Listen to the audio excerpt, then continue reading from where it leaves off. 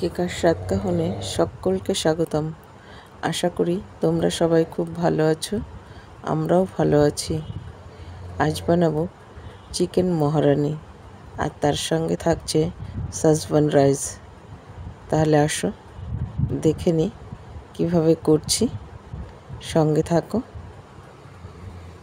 এখন চিকেনটাকে খুব ভালো করে ম্যারিনেট করে নেব। তার জন্য নিয়েছি নুন, গোলমরিচের পাউডার ঘরে কোটা, আর নিলাম আদা রসুনের পেস্ট আর টক দই।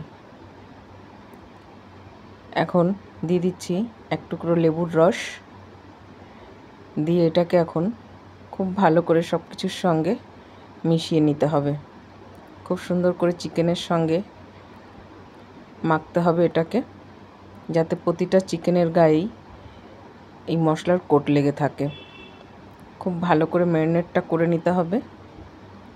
দেখো খুব সুন্দর করে আমি মাখিয়ে নিয়েছি। এখন একে 1 ঘন্টার জন্য রেখে দেবো রেস্টে। খুব সুন্দর করে ম্যারিনেশন করা হয়ে গেছে আমার। এখন একটা মশলা করে নিচ্ছি।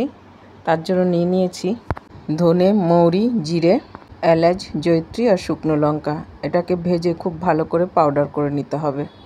কড়াইতে তেল গরম করে পেঁয়াজ দিয়ে দিয়েছি।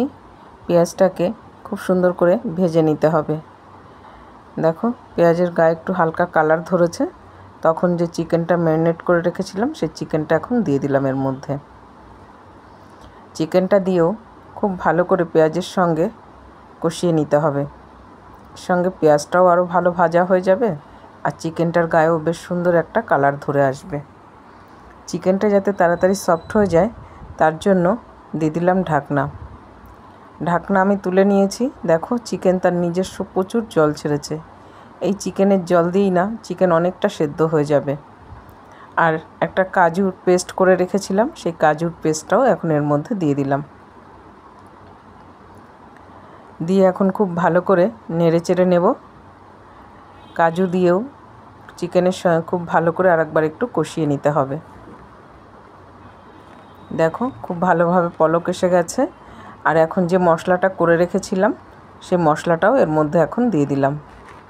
মশলাটা দিয়েও চিকেনের সঙ্গে খুব ভালো করে কষিয়ে নিতে হবে।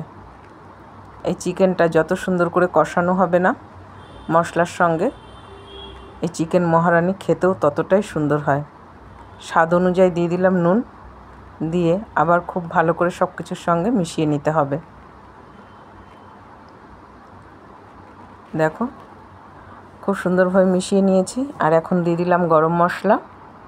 গরম মশলা দিয়েও খুব ভালো করে আরেকবার মিশিয়ে নেব।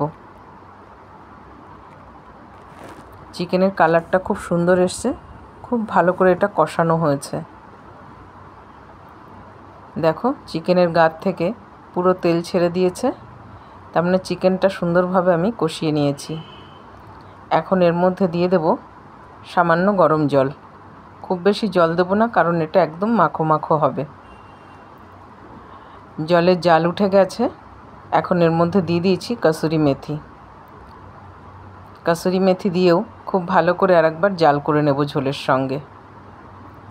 খুব ভালো করে জাল করে নেওয়ার পরে এখন এর মধ্যে দিয়ে দিলাম ফ্রেশ ক্রিম। ফ্রেশ ক্রিম দিয়েও খুব ভালো করে চিকেনের সঙ্গে মিশিয়ে নিতে হবে। দেখো ফ্রেশ ক্রিমটাও খুব ভালো করে চিকেনের সঙ্গে মিশিয়ে জাল করে নিয়েছি।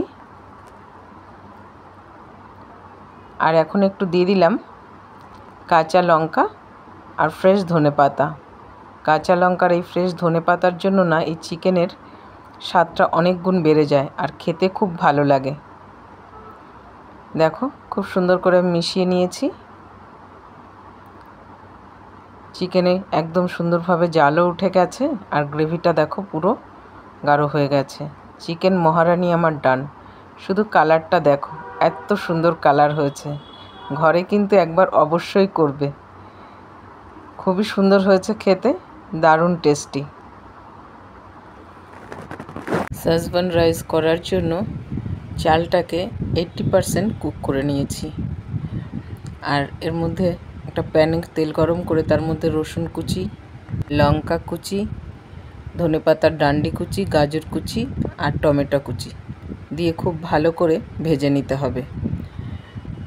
দিয়ে দিয়েছি নুন, টমেটো সস আর দিয়ে দিলাম সয়া সস।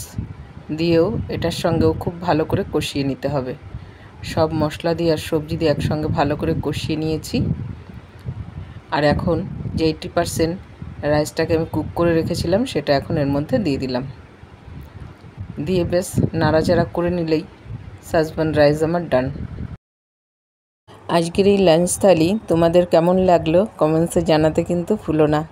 তাহলে আজ এখানেই শেষ করছি। সবাই ভালো থাকবে, সুস্থ থাকবে। দেখা হবে পরের আরেকটি ব্লগে।